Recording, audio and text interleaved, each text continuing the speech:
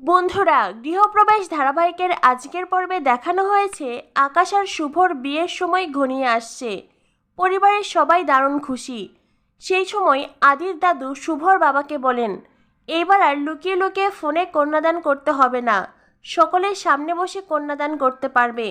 কথাটা বলে দাদু হাসলো, উপস্থিত সবার হাসি মিলিয়ে যায়। সকলেরই তখন আদির কথা মনে পড়ে।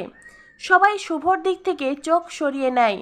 শুভ সবার অনুভূতি বুঝতে পেরে মনে মনে ভাবতে থাকে। সকলেই নিজেদের মনের কষ্ট চেপে খুশি থাকার ভান করছে। আদি, আমার মতন কেউই তোমাকে ভুলতে পারেনি, কখনো ভুলতে পারবে না। এরপর দেখানো হয় আদির মায়ের মন খারাপ। আদির মা ডোনাকে বলে, কাল শুভর বিয়ে, তারপরেই কেশব দাদুভাইকে নিয়ে শুভই বাড়ি ছেড়ে চলে যাবে। আমি কি নিয়ে বাঁচব? ডোনা, তুই আর ঋদ্ধি একটা বেবি নিলে তো পারিস।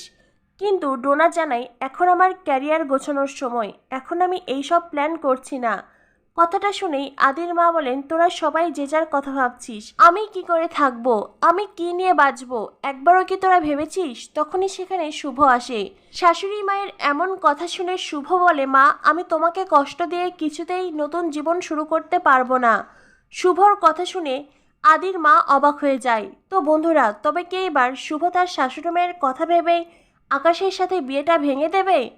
কি হতে চলেছে গৃহপ্রবেশ ধারাবাহিকে? পরবর্তী আপডেট পেতে আমাদের সাথেই থেকো। ধন্যবাদ সবাইকে।